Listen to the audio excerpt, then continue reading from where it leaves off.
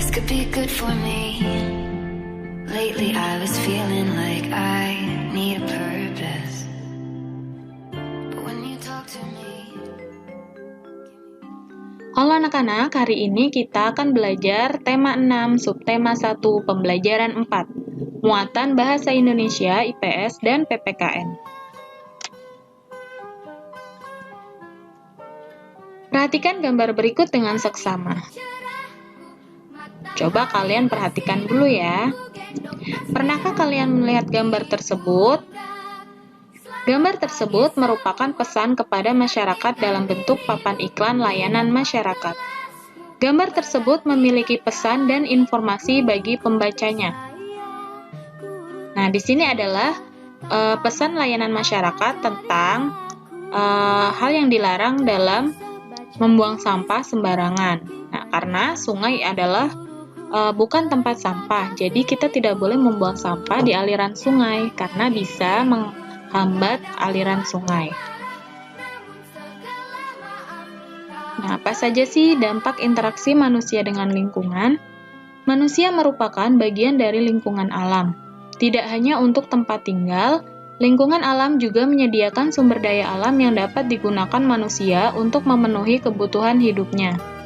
Manusia memanfaatkan sumber daya alam untuk memenuhi kebutuhan hidup dan meningkatkan kesejahteraan. Ada sumber daya alam yang dapat dimanfaatkan secara langsung oleh manusia seperti buah-buahan di hutan, namun sebagian besar sumber daya alam harus diolah terlebih dahulu agar dapat dimanfaatkan seperti misalnya kertas yang diperoleh setelah mengolah batang kayu. Manusia ketika berinteraksi dengan alam atau usaha manusia dalam pengelolaan dan pemanfaatan sumber daya alam dapat berdampak bagi lingkungan alam. Dampak tersebut dapat berupa dampak positif maupun dampak negatif bagi manusia dan lingkungan. Pemanfaatan dan pengelolaan sumber daya alam yang bijaksana dan memperhatikan kelestarian lingkungan memiliki dampak positif bagi lingkungan dan bagi manusia. Contohnya, pengambilan sumber daya kayu dari hutan dengan sistem tebang pilih dan usaha penanaman kembali atau reboisasi. Dengan sistem tebang pilih, manusia dapat mengambil kayu untuk memenuhi kebutuhan hidup dan juga turut menjaga kelestarian hutan. Dampak positifnya adalah manusia dapat memenuhi kebutuhan hidup, ketersediaan sumber daya kayu terjaga bagi generasi selanjutnya, dan hutan tetap lestari sehingga ekosistem tetap seimbang.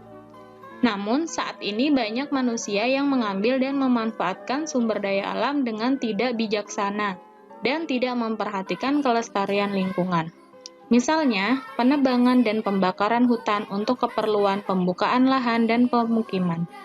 Hal tersebut berdampak negatif seperti terjadinya banjir dan longsor, serta polusi udara.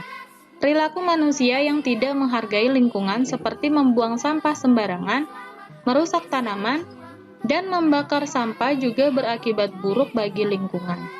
Lingkungan menjadi kotor, rusak, dan tercemar. Lingkungan yang rusak akan berdampak buruk bagi kesehatan manusia, bahkan dapat mengancam jiwa manusia.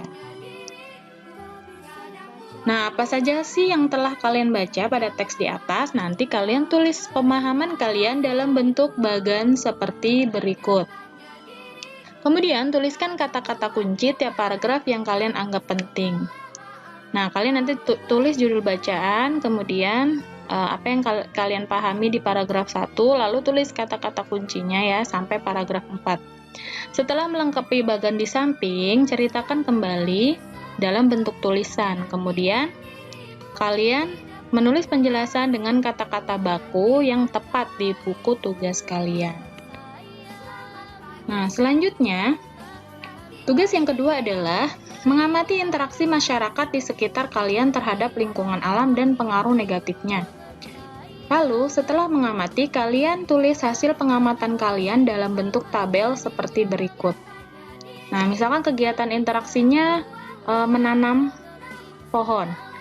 Pengaruh negatifnya apa kalian tulis? Nah, usahanya apa untuk memperbaiki, atau buang sampah sembarangan, penebangan pohon secara liar. Nah, itu pengaruh negatifnya apa? Lalu, apa yang harus dilakukan untuk memperbaiki? Nah, lalu setelah itu, kalian tulis kesimpulan di buku tugas lalu dikumpulkan. Kemudian, yang ketiga, tugasnya adalah sebagai warga negara dan anggota masyarakat, kalian harus mengetahui hak dan kewajiban. Pada pembelajaran sebelumnya, kalian telah mempelajari hak-hak kalian sebagai siswa. Lalu diskusikan dengan orang tua kalian, apa saja hak dan kewajiban kalian sebagai anak di rumah. Catatlah hasil kalian dalam bentuk tabel sebagai berikut. Nah, kalian tulis hak siswa di sekolah itu apa, kemudian kewajibannya apa. Lalu, kalian boleh bertanya kepada orang tua, hak anak di rumah itu apa, kemudian kewajiban anak di rumah itu apa. Nah, setelah itu, kalian kumpulkan tugas kalian. Jadi ada 3 tugas ya, Bahasa Indonesia, IPS, dan PPKN. Nah, jika sudah, kalian kumpulkan, nanti akan Ibu nilai. Nah, cukup sekian pembelajaran kali ini, sampai jumpa di pembelajaran selanjutnya.